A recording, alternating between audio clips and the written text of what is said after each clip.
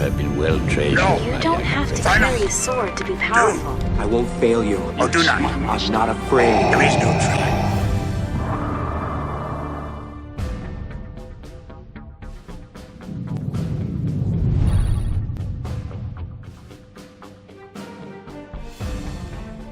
Howdy guys, this is Matt with the Chance Cube, and this video is the first in a new series called Theme Teams that I'm doing. And the point of Theme Teams is to look at potentially viable decks that have a thematic flair. So you're not going to see decks like Qui-Gon and Rey that are impossible within the realm of Star Wars, or anything like Vader Raider, which, though not impossible, is thematically improbable. Instead, you're going to see matchups between characters who actually did work together, or who could work together in the films or the books. And the caveat at the start of this video is going to be that, of course, because of the theme and the commitment to theme, these decks might be suboptimal. So the point is to make them as viable as possible, to get you working with something that you could take to a casual game night and have fun with, but can it compete with Pomaz?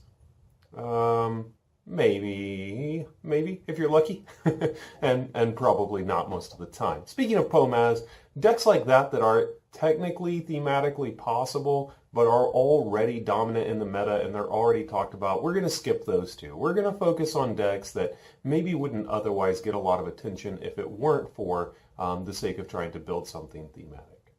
Alright, so with all that out of the way, our first video is going to be about Rey and Chewie.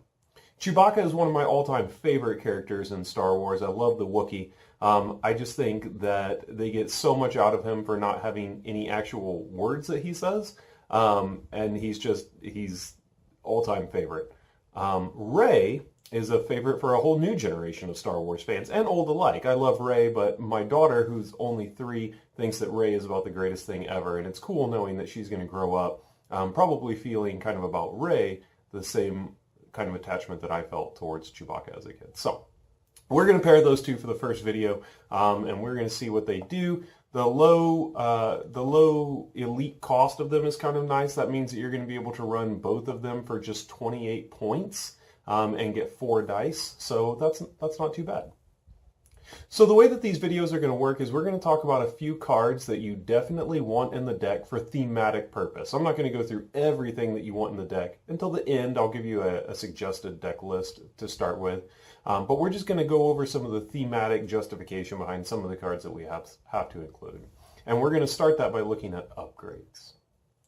What would a Rey deck be without upgrades that have the ambush keyword? Probably not much, right? And so our first one is going to be a holdout blaster. And I know what you're thinking, that's so cheesy. Why are we going to throw that in the Rey deck? But it works thematically. I mean, after all, Han Solo does give Rey a holdout blaster. In The Force Awakens. That's really the only time we see it on film, in fact. And she does pretty well with it. So we're going to go ahead and include 2 of those in pretty much any Rey Chewie deck. Chewie can obviously use them very well. The fact that it has redeploy means that you can throw it on whoever you want. It doesn't matter whoever they kill. And so Holdout Blaster is a perfect first card. We're going to include some lightsabers in the deck. Now, this is mostly for theme. I lately have been kind of cool on the lightsaber, and I don't know why. Maybe it's the 3 cost. I think there's maybe just other more consistent weapons out there that cost less than that. But, again, it does have redeploy, which is really nice because whether they kill Rey or Chewie first, the other one's going to pick it up. Keeping with that redeploy theme, I think maybe as a one-of, you should include the bowcaster. And again, mostly theme. Chewie's not going to go anywhere without his bowcaster, and so you've got to put it in the deck. Unfortunately, this one doesn't have redeploy, but Rey's staff. Just like Chewie's not going to leave without his bowcaster, you have to have Rey's staff in there. And though it doesn't have redeploy, this has always been a consistent weapon. A 1/1 and 3 damage side, no modified damage sides. For a 2-drop, not bad. Second Chance needs to be in here. For Chewbacca, he is more than adept at getting himself out of sticky situations, having palled around with Han for a few decades. And so throwing Second Chance in here is both thematic and necessary for when they start to hammer on Chewie. Force Throw is integral to this deck, despite the fact that you might be saying, whoa, that's not thematic. We never see Rey force throw anything. And you're right, we don't. But we do see her use that force telekinesis power to pull the lightsaber to her at the end of the film. And my thought is, what is force throw except kind of the opposite of pulling something towards you? So I would imagine if she can pick up the skills for telekinesis, she's not that far away from learning to force throw stuff. And the dream of everybody who runs a Rey Chewie deck is that you're going to roll in the force throw special and the Chewbacca special. You're going to flip somebody's character die to a 3 damage side, hit them with it with Chewbacca, and then force throw it with Rey. It's not going to happen, by the way. I've played this deck a few times, and that's never happened for me. It's incredibly situational. They're probably going to remove one of those dice before you pull that off. But it would be incredibly satisfying if it did. 6 damage and a die removal is awesome. But don't bet on it. Anyway, force throw, we're going to throw it in the deck because it just is almost essential, and I think thematic enough. And then the biggest stretch of them all is going to be Makashi training. And while nothing in The Force Awakens suggests that Rey has had Makashi training, obviously, The Last Jedi is obviously going to focus quite a bit on her training with Luke, and I would imagine that in the course of their training, he's going to teach her all of the classic lightsaber forms, and that would include the Makashi forms. So I'm going to throw it in here. If you are really dedicated to the theme, just take it out. But I think it's justifiable enough that we can put it in. Okay, so those are all of the essential upgrades. We might have other upgrades that we toss into this deck. We might not put all of those into the deck, but those are the ones that I think thematically best fit. So now we're going to move on to supports. Really, supports, depending on the support, haven't been working incredibly well in the meta, right? There are supports like Planetary Uprising and Imperial Inspection that obviously do very well, but as far as supports that require an activation, not all of them give you the best bang for your buck. So we're going to keep supports fairly limited in this deck, and I think that means a 1 of Millennium Falcon and a 1 of R2-D2. You got to take the Millennium Falcon because Chewbacca and Rey are obviously going to be the heirs to that ship. I'm not sure who's really going to take it over, but you can guess that they're going to fly around in that together for a little while, and so it belongs in the deck. But the other card that we're going to get to in a minute when we talk about events is Destiny. And Destiny actually might make the Falcon work. One of the problems with supports is actually getting them to the table. But if you do decide to include Makashi training, right? And if you can get a first turn Makashi drop and roll that in, because of all the modified damage sides that are on Rey and Makashi, if you don't roll in melee with Chewie, you might be sitting in a place where you have 3 blue dice showing 5 resources and Destiny in your hand. If you have all of that, if you have that dream scenario and the Falcon in hand, just drop the Falcon on the table. A turn 1 Falcon is never going to be bad. And so that might be the best way to use those dice. So I think that it's reasonable enough that you can actually get the Falcon to the table, and it's good enough to make it worthwhile. And of course, really what we're going here for is theme, so we're including it for that. The second one is R2-D2. R2-D2 is the only one that we actually see travel with Rey and Chewie alone. At the end of the film, he heads to go find Luke with them. So I'm assuming they might stay together for a little while. And obviously, if they're taking the Falcon, they're going to need an astromech. BB-8 has already gone back to Poe at this point, so they need somebody who can keep that thing flying, and R2 is a perfect fit. Game-wise, his die is great. No blank sides, a special that lets you resolve a die at +1 value. If you can make him work and get him to the table, I think he's a good choice. Events. Okay, so Destiny is the first one. I already talked about this for the Millennium Falcon, but you might also drop it for Bowcaster. there's a lot of times that you can play Destiny to get a big card to the table. So thematically it works. It has Rey like right on the card. The whole Force Awakens movie is about her kind of starting to embrace her destiny, right? The next one is going to be Cheat.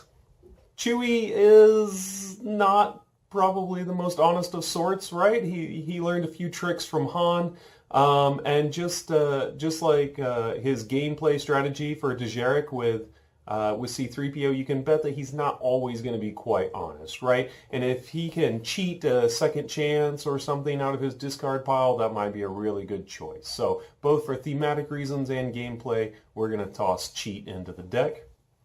Anticipate has quickly become one of my all-time favorite cards, and again, thematically it fits Rey right there on the card with her lightsaber duel with Kylo. And Anticipate is just so good. You have to wait to use it. You have to anticipate, right? You have to find that inner peace and force calm that Rey channels there at the end to play it at the right time. But when it hits, it pays dividends. It's so good. Next is Let the Wookiee Win. Now, this is a card that I have not really run since maybe the starter sets dropped. But Chewbacca, you kind of have to include this card. I think as a one-of, it works okay, because even though it's situational, you can put your opponent in a position where they have to make a very difficult choice. And sometimes those mind games matter more than the actual effect of the card. And so if they're looking at a situation where they have an exhausted character with 2 dice in the pool that really cannot take more damage, you mess with them a little bit, right? You might throw them off their game because now they have to decide, do I put 2 damage on this character that I really can't afford? Or do I waste a turn with this character because I'm removing a couple of their dice? So Let the Wookiee Win, I think, is an okay selection. Probably just take it as a one-of. Next is Hyperspace Jump. Obviously, with the Falcon, Rey and Chewie are sometimes going to have to make kind of a hasty retreat, get themselves out of a sticky situation. And I think that Hyperspace Jump is always a good card if you can get it out.